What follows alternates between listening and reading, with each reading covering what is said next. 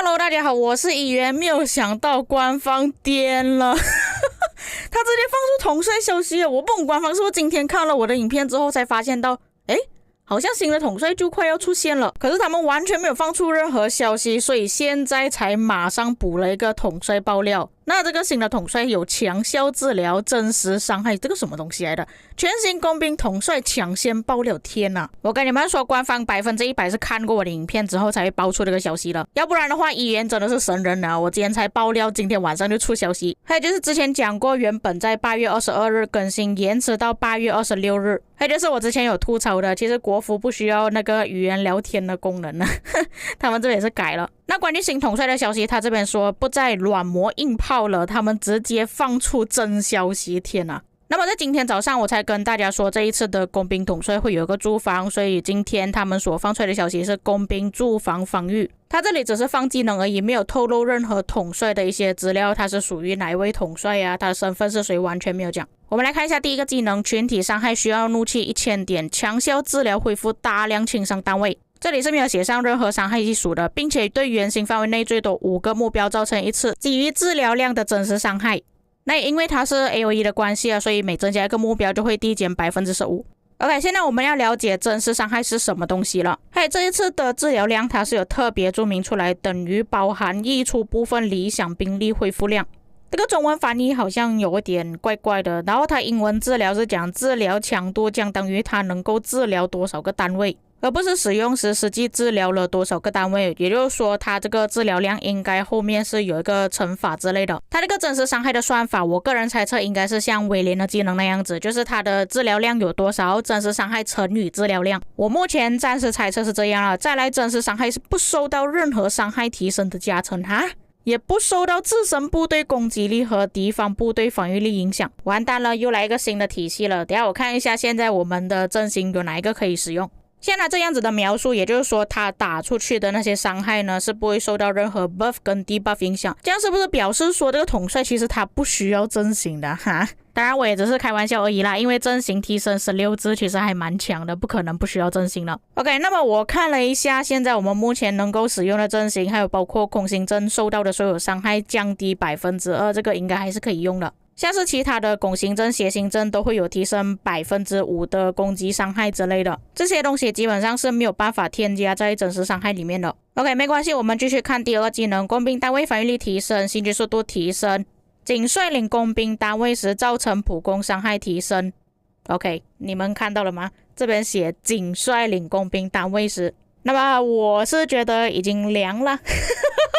玩家没有这么多工兵可以去驻防你出了个新的体系，我们要怎样补？我这里先不考虑这个统帅的技能到底强不强，我们要怎样补起来才是问题啊。这里的普攻伤害提升是由基础攻击、反击、重击造成伤害，不包括远程基础或者是远程反击伤害。不过从他这个技能来看的话，其实这位统帅还是可以使用拱形阵的。虽然真实伤害没有办法吃到拱形阵的提升效果，不过其他的技能还是可以使用。还有拱形阵它是普通攻击伤害提升，也就是说你们打白字的时候依然还是有用，还是有提升到的，只是技能伤害用不到而已。再下来第三技能，它受到的普通攻击伤害又会降低，这个是针对于重击伤害统帅的。因为我们上一个新推出的统帅就是小 CP， 它是打重击伤害。担任驻防统帅时，每次受到基础攻击有概率在接下来的一定时间内使目标部队持续性的生命防御提升增益无效。等一下，这边有一点矛盾了，因为小 CP 它本身的第三个技能就是每次受到基础攻击有 30% 的概率立即净化自身部队所有发生的生命值降低、防御力降低的减益效果。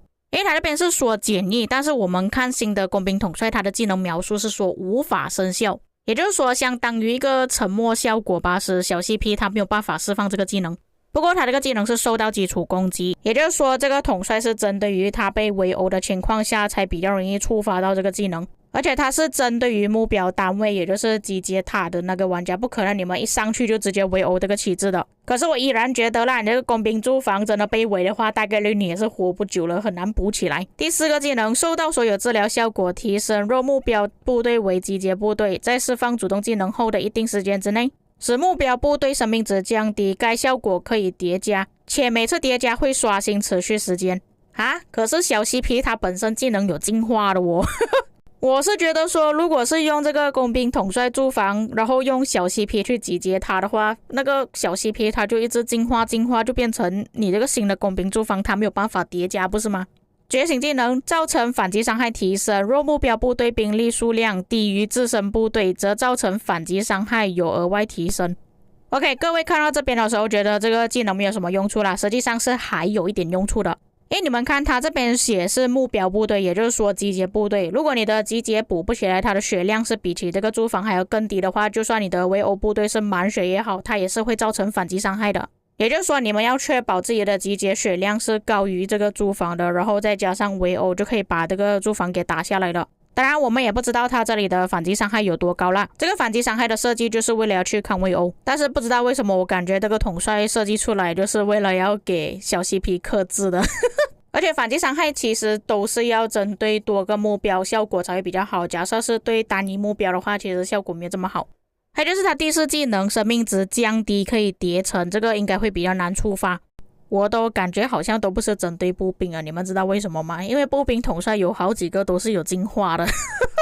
就比方说巴加尔，它本身也是有进化效果。我们看巴加尔的第3个技能有 20% 的概率立即进化，这边有包括其他减益效果，就是有攻击防御生命降低。所以严格来讲，你们遇到这个统帅驻防呢，基本上你开小 CP 啊，或者是巴加尔的集结过去就可以了。或者我们可以用另外一个角度去想啊，会不会有可能官方他就是想要玩家使用步兵集结呢？因为你们也知道，这一次小 CP 测试出来的结果其实中规中矩，不算是特别强，然后工兵又没有类似这样子的进化效果。也就是说，如果你们开工兵集结的话，肯定会受到 debuff 效果，但是步兵不会，它会自己清除掉。当然步兵的集结也不是万能啊，因为我看到巴加尔跟小 CP 呢都是有概率性可以进化的，但至少它不会让这个工兵驻防叠起来。但问题是有多少的驻防车头他们会使用这个新的工兵去驻防？像是今天我才跟你们说，其实工兵的驻防体系不是很完整，有一些玩家可能都还没有去弄好工兵驻防的军器。还有如果要搭配的话，我也不知道搭配谁了。比方说阿曼尼的第4技能，它是针对于技能伤害的统帅。如果你们用步兵集结的话，它是重击伤害体系，又没有技能伤害，搭配迪多受到的技能伤害降低，我觉得可以搭配迪多啦，它这个影响没有像阿曼尼这个这么夸张。但是迪多它是技能伤害统帅，我不确定它搭配这个新的统帅会有什么效果，也有可能就是另外一个野战统帅是可以搭配来驻防的。还有就是第2技能要仅率领工兵单位时，你有这么多的工兵可以补起来吗？这个也不能用龟甲阵啊，因为龟甲阵它是需要有护盾才有效果，所以基本上这个新的统帅它要么就是用拱形阵，不然就是空心阵了。不过一般玩家也不需要担心啊，因为它是驻防统帅啦，一般我们是用不上的，都是要看车头那边怎样去搞定。不过新统帅的数值还没有出现，而且我们也不知道新统帅的表现怎么样，所以我们暂时只能从文本上面推测而已，还是要看实际表现才可以判断这个统帅到底是强还是不强。那么以上就是本期内容，至于哪一些地方说漏说错，或者是你们有什么其他的想法的话，可以在评论区给我知道。我们下个影片再见。